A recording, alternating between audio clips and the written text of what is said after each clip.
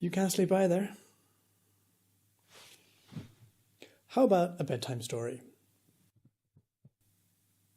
Here's one. Used to. Carol locked the bathroom door and sat on the closed toilet to get away from the man singing in her kitchen. She closed her eyes to avoid looking at the horrible yellow bathtub. In her house, the bathtub was white. This one looked like a faded bruise. She didn't know why she had let the strange man in. It had been automatic. Her doorbell had rung and she climbed out of the cooling bathwater, pulled on a bathrobe. Not her bathrobe, this one was too small and the fabric too scratchy. And she answered the door. She let him in because he had looked like her husband. A bit, anyway. Although not as much as the last man had. When she heard his children, she returned to the kitchen. They'd never realised they were in the wrong house and she wasn't their mother if she just hid from them.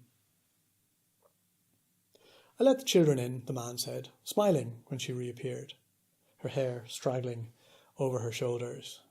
Earlier she'd have been embarrassed by that. 2 boys and a girl sat in front of tomato and cheese sandwiches at the kitchen table. She had 2 boys and a girl at home. But these ones didn't scowl at her. The wrongness of it hit her like a slap. "Get out," she shouted at the strangers. "Out, all of you." "Biscuits first," the man said. A pack of chocolate chip cookies lay half unpeeled in the middle of the table. He took one. The children took one each. She took one. The man hummed as he chewed. The children chewed and exchanged secretive, happy glances with each other. "I'll get the raincoats just in case." The man clapped crumbs off his hands. "You stay here, finish your bath."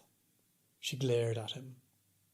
He didn't want to admit he'd come to the wrong house in front of his children, but at least they were leaving.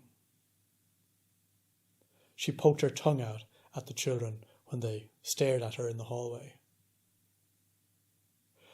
"Will Mum be okay?" asked one as the man closed the door behind them. She ran a bath for herself in the blessedly empty house. Not too hot because the house was warm and she hated nothing more than sweating when she got out of the water. Maybe she wouldn't get out of the bath this time, she thought. Served them all right. She pulled on a bathrobe when the doorbell rang, in case it was important. A family of strangers stood on the step. "They're back," her brain said, and for a moment she felt happy. Then she let them in, and the house filled with their strange noises and sweaty, busy smells.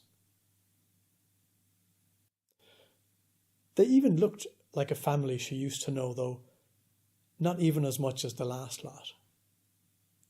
The man's stubble scratched her soft pink cheek as he kissed her. Then he started to sing a song she used to pretend she liked. "All right, good night."